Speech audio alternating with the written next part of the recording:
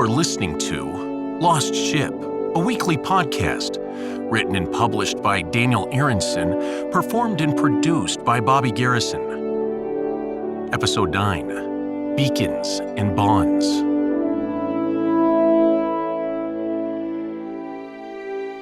Captain's Log Supplemental. It's been long days since the space-time anomaly hurled us to the Andromeda Galaxy. We are the only humans out here, just us aboard the Odysseus. But we're not alone. This galaxy is teeming with aliens. We've cataloged a few species so far, but we still know very little about their ways. We seem to have broken a few local Andromeda laws. After smuggling air off a quarantine planet, we found ourselves encountering a new life form, and not a pretty one.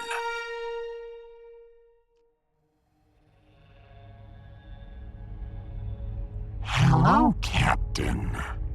Dear God. Your God cannot help you here, human. I shall be your new God. Hold that thought. Let me put you on hold. Computer? Call on hold, sir. Ugly bastard, isn't he? I think he's cute, Captain. Sort of like Jim Henson puppet. Who's what? I forgot not everyone watches 300-year-old classics. Did you see how he was floating in water? He looks like a fish to me, an ugly fish. A fish so ugly, God put it down at the ocean depths where no light can reach it. And once you shine a light on such a creature, it's not a pleasant sight on the eyes. Those tufts of hair, those teeth, those white eyes, no pupils in them, just round white orbs. It gives me the willies. Seriously, Captain, you should watch some classics. Come to my quarters sometime. I have entire collection of 20th century nostalgia. Computer, resume the call. In your world, human, do you normally put gods on hold? Oh, we do it all the time on Earth. Our gods don't mind. But I don't think you're a god. What are you? Ignorant apes. I am the Lord and Master of the Andromeda Galaxy. My name is Hubert. Emperor Hubert. Why do you have a human name? I do not have a human name. Your translation matrix chose one for me at random. Well, what's your name in your language then? My species communicates by biting one another. The pattern of teeth, the force of the jaw, and the rhythm of the chewing all impart knowledge far greater than words could ever deal. If I bit my name into you, you would not survive the ordeal. Fine then, Hubert it is. Listen, Hugh, we hate to be rude, but we gotta be on our way. So if you don't mind moving your 3 heavy warships back a bit, we're trying to find a way back to Earth. Earth. I have been there as a child. What? Earth, the blue planet in the Milky Way. Surely you are familiar with it, Captain. Yeah, I'm familiar with it. It just so happens I was born there. Why are you familiar with it, oh Lord and Emperor of Andromeda? My species has sent out billions of pods to billions of galaxies.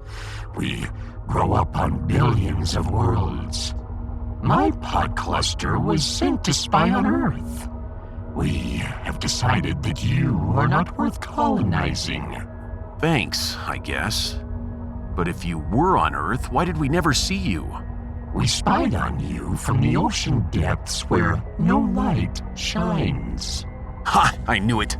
On Earth, we are known as telescopefish. Some have likened us to creations of your long-dead artist, Jim Henson. I told you, Captain. I sprouted from my mother's body like a tumor. For years I grew from her, sprouting larger and larger. I consumed her nutrients. I tormented her endlessly. Finally, I bit myself free, left her to die, and swam away. I never looked back. Ha! Just like humans. She died of her injuries, my poor mother, just like her mother before her, and her mother before that. They all died that way, by giving life. The very life they created destroyed them. Is there a point to all this, Hubert? I'm getting to it. You see, some telescope fish choose not to breed. They thought that this way they could cheat death. It was loneliness that got them. Loneliness in the Stygian darkness of the ocean depths. A mother at least has her tumor. But those telescope fish who do not sprout new life, all they have is one another. They gather in the dark, seeking companionship. But since our species can only communicate by biting, they quickly bite one another to death. Yes, well, thank you for that cheery story, Hubert. Now, if you don't mind moving your ships... I am getting to my point, human. Do not rush me. I tell you these tales of woe not to burden you. Oh, no. No burden at all, really. I'm having a marvelous time. I tell you these stories to impress upon you my pod's great sacrifice. Here in Andromeda, we live a life of luxury. But on Earth, oh, how we suffered, we simple telescope fish. The crushing depths of your ocean, the endless darkness, the stinging brine, the pollution, oh, the endless pollution. I once woke up and found myself wrapped in a spoiled diaper, and not a baby one's either. Well, it wasn't mine, I can tell you that much. Can we go now? No. I must first complete my long and weary tale of agony. Yes, the agony part is really coming through. Throughout our suffering on Earth, we never forgot our task. We were sent there from Andromeda on a mission to spy.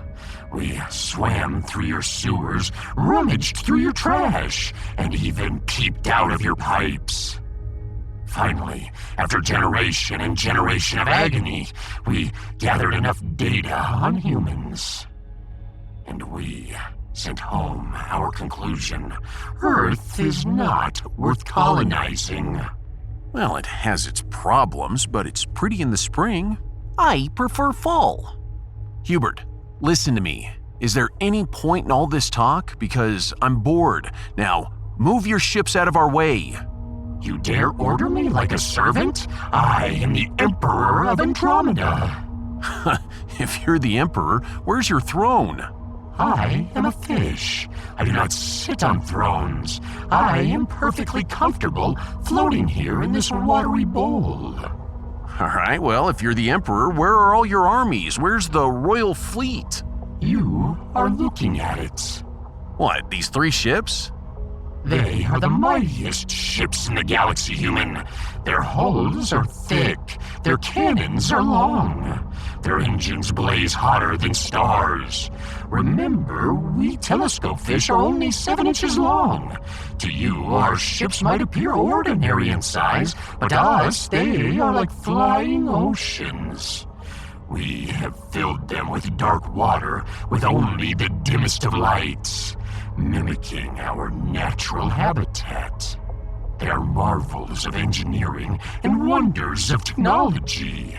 Behold our mighty fleet, and cower. Yes, well, it's still only 3 ships. And you only have 1, and soon you will have 0. Give me a moment, Hubert. Ledbetter, do you read me? Yes, Captain? Is it time for battle? It's time for battle. Wonderful. I'll be at the bridge in no time.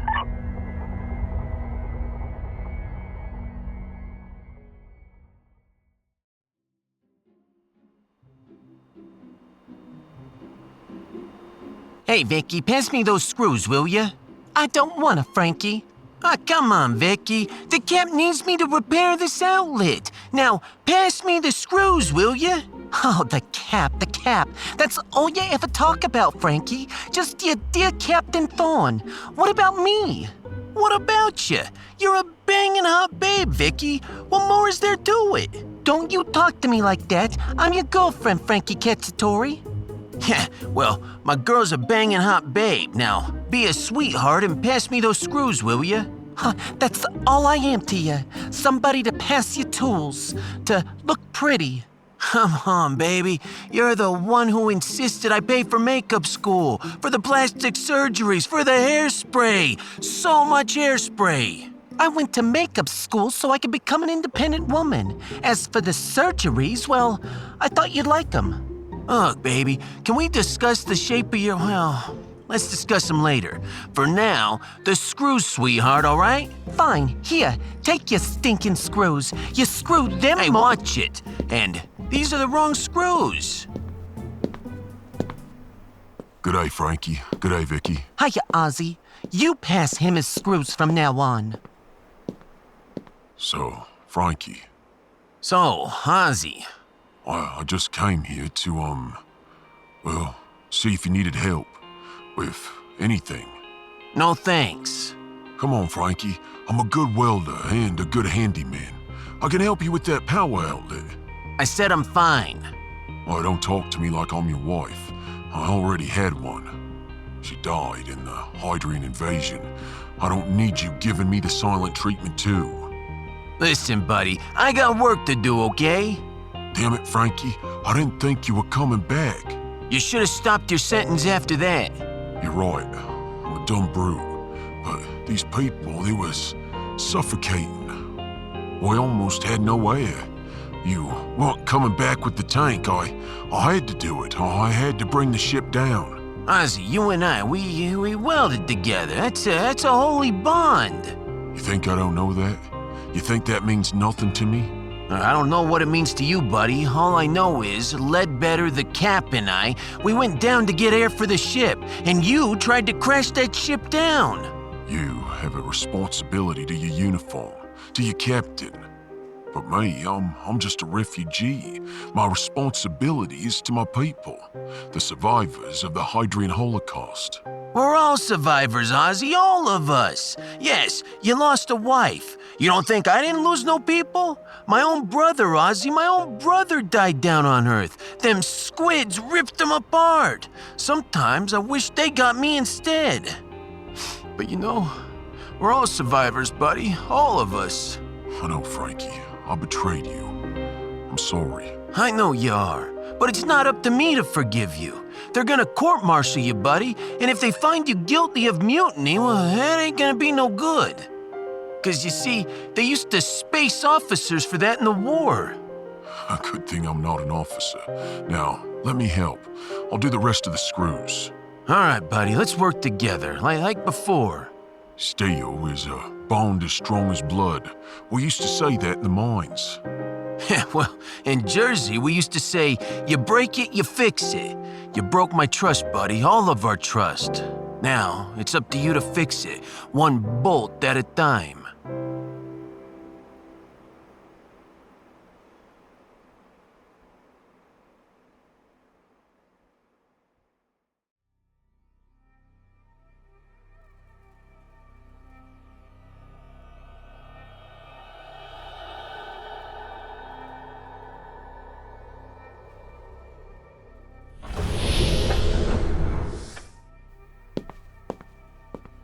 Lieutenant Commander Bruno Ledbetter reporting for duty, sir.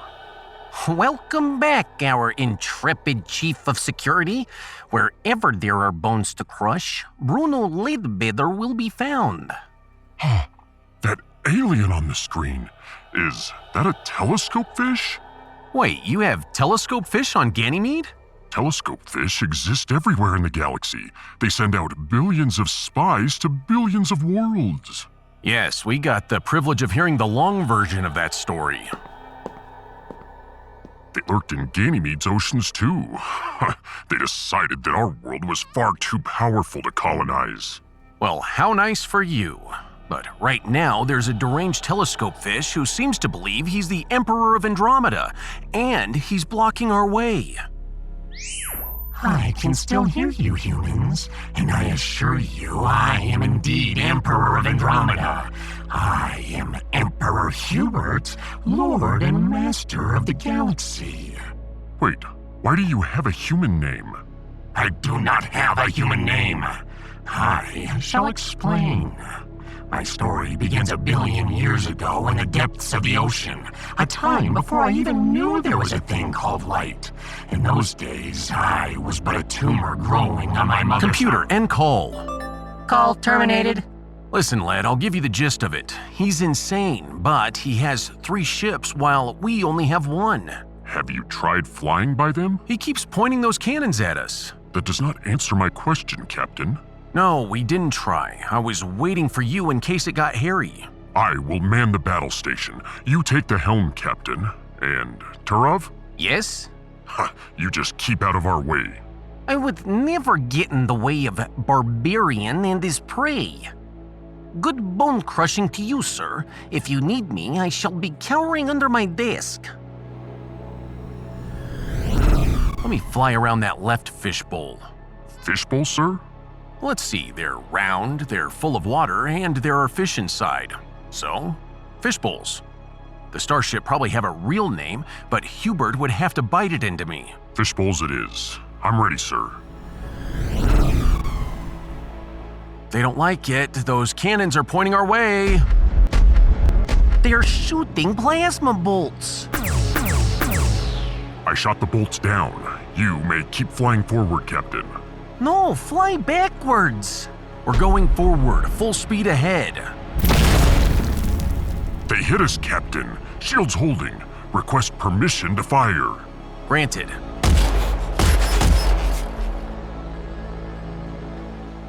They seem to have a sophisticated system of point defense lasers, sir. They keep shooting down my torpedoes. Incoming call from alien vessel. You cannot destroy me, humans. I am Hubert the Abhorrent. You are nothing but apes. They're launching more plasma bolts, shooting them down. Another hit us. Shields holding, but they're down to 50%, sir. That's all right, we're almost past those fishbowls. Wait, they're moving backwards to block us. Wow, those fishbowls are fast. I have warned you, apes. The great armada of Emperor Hubert is the envy of the galaxy. You know what we telescope fish enjoy most? Eating flesh. Yours will feed my brood. See these little bumps on my body? Soon they'll grow eyes and mouths, and they will feast upon Computer, hang up, will ya? Ending call. Stars above, I hate telescope fish. Indeed, they are unpleasant creatures. Back in Ganymede, we used to feed them to prisoners as punishment. Often, it was the telescope fish who fed on the prisoners. Let me try flying between those 2 fishbowls. Maybe we can... Those sneaky creatures. They are worthy warriors, I must admit. I kept launching missiles at them, but they shoot everything down.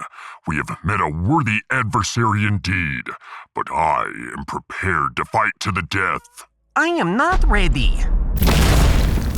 They hit us again. Shields down to 10%, sir.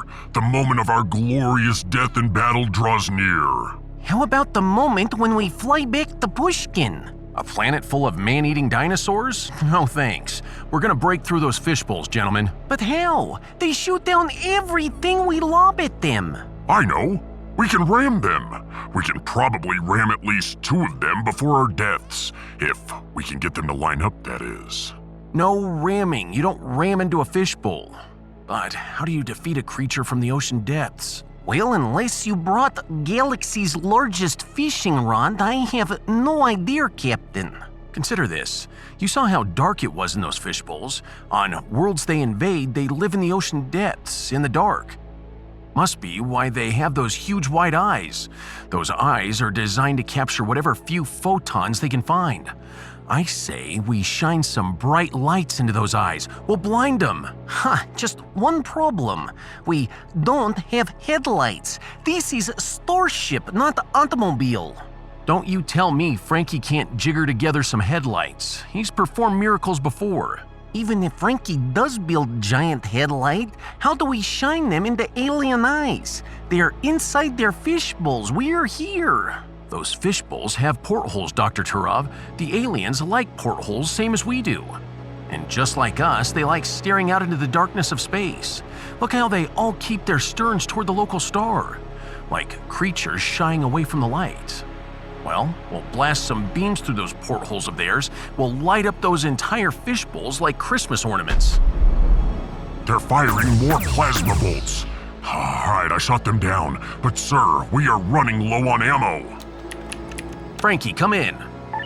Yeah, Frankie here. What happened, guy? Did you guys get in another battle? Frankie, we need you to build us some headlights, and we need them like yesterday. Yeah, sure, Cap. I guess I can come up with some designs and then No, Frankie, we don't have time. We need to shine bright lights out the Odysseus, and we need it now. You got it, Cap. Give me 10 minutes. I'll try. 10 minutes. This is Andromeda. You get 10 disasters in 10 minutes. I'm going back under my desk.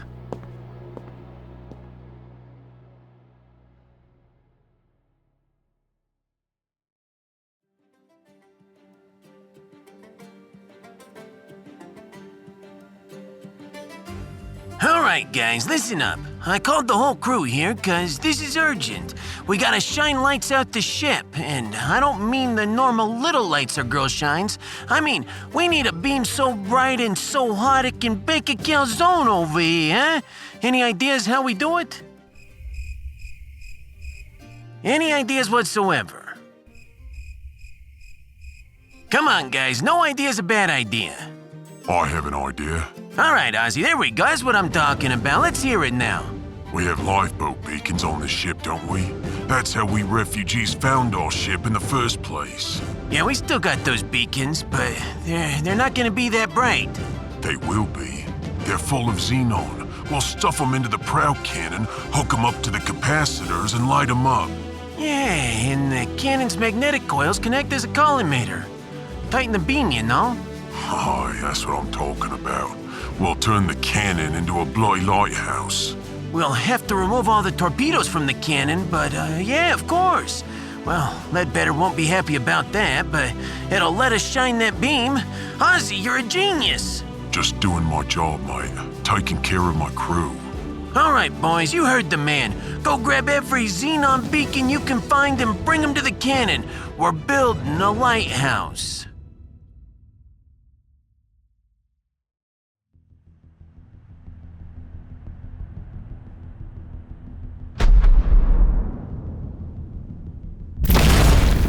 They hit us again. Shields down to 5%. We won't take another hit, Captain. Retreat! Retreat now! We might have to. Hang on, Frankie's calling. Yo, Bridge, it's Frankie. We gotta take torpedoes out of the cannon if you don't mind. What? Sorry, big fella, but you wanted a headlight? Well, we're gonna turn the cannon into the biggest headlight you've ever seen.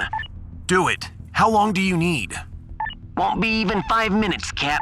Make it 4. Bridge out. We won't last 4 minutes against those telescope fish, not without a working cannon. The weakling is right. Time for ramming. No ramming. But I have an idea. Let's stall them. Computer, call the alien ship. Opening hailing frequency. Ah, hello, humans. So you have called me to beg for mercy. Never. Actually, Hubert. Emperor Hubert. Okay. Actually, Emperor Hubert, I was wondering something. You see my crewman hiding under the desk there? That's Dr. Turov. He wasn't listening when you told us the story of life under the Pacific. I wanted to ask, before killing us, if you could share that story again. I mean, for Dr. Turov here. Hiding under the desk, is he? We telescope fish had to hide under oceans. Oceans of crushing weight. Do you think we did not feel the weight? Oh, we felt it. Every day the weight of the water snapped our bones. And at night we had to swim into our cave to heal. In the morning, we swam out to spy, only for her bones to snap again. Do you think you know pain, Captain Thor? Well, I stubbed my toe once or twice, so I guess you're lucky you don't have toes? You are worried about toes? A thermal vent once burned off my tail. Huh, toes. I would have given universes to have toes and stubbed them. My pod and I suffered all the indignities of life on Earth, only to realize your planet is not even worth conquering. Now, we will have our revenge. Now we will make you suffer. Now, we will burn your precious toes in thermal vents. Come on. It can't hurt that bad. Not as bad as stubbing them. Well, you will feel it soon enough, ape. And after I have burned your toes, I will bite you. I will bite you over and over. I will bite entire telescopefish epic poems into your flesh. And then... All right, Cap. We're ready. Ledbetter, light her up. Wow. Wow. That is bright. I'm almost blind here on the bridge. Uh-oh, Led, those alien ships are charging at us. Not for long. Aiming cannon, and I got one right in the porthole. And another! Ha ha ha ha! And I got a third. Turn off the light! We cannot tolerate light. We do not have eyelids, you know. Well, that's a shame. No toes and no eyelids? Well, I'll turn the lights off if you back off and let us through. Deal. All right, the lights are off. Now, back off, or we'll blind you again. It's working, Captain. They're retreating. You have not heard the last of us, humans. We telescope fish have been around for billions of years. We know how to hold a grudge. Yeah, next time bring some shades. Goodbye, Hubert. Good luck with your empire.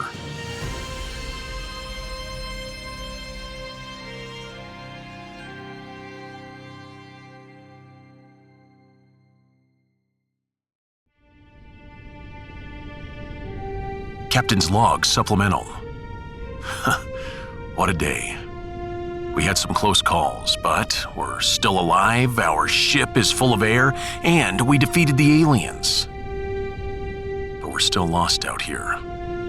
Lost in another galaxy. The telescopefish said they've visited the Milky Way before.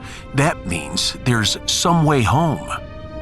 I'm going to find it, and I'm going to reunite us with the ragtag fleet. Today, for the first time since Earth fell, I feel hope. Captain out.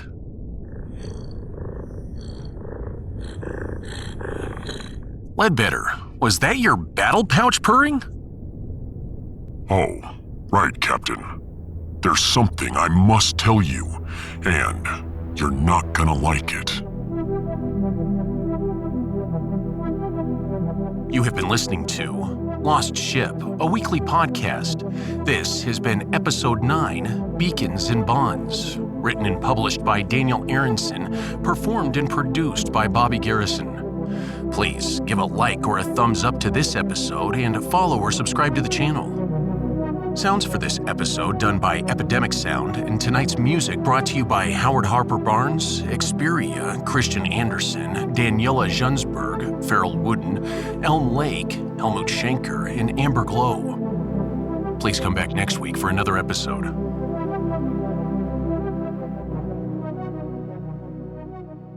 Hey all you listeners, this is Bobby Garrison, performer and producer of everyone's new favorite audio drama, Lost Ship. It seems like just yesterday that award-winning USA Today best-selling author Daniel Arenson and I dreamed up this audio drama. After a few emails back and forth, the creation of Lost Ship occurred. We immediately realized we had something special at our fingertips. He and I both hope you're truly enjoying these episodes. We wanted to take a couple minutes to reach out to our audience and explain how Lost Ship is a passion project. Every episode takes time and effort. If you do enjoy the show and want to help, you can support our work in a few different ways. As always, like or thumbs up the podcast as well as each podcast episode. You can also subscribe and follow to the channel and share Lost Ship with all your friends and family. In addition now, we also give the option to support our work through Spreaker Supporter Club as well as Patreon. Both links are in the description below. This means that for less than $3 a month, you can have access to uninterrupted content. This small reoccurring payment allows this show to continue growing strong. Also, in the future we will be offering uninterrupted audio novellas, new audio dramas, as well as traditional podcast forums. We implore you to take advantage of this great offer in becoming a supporter. Daniel and I greatly appreciate everything that you listeners and supporters have done so far. We thank you. Now, let's hurry and get into the next episode.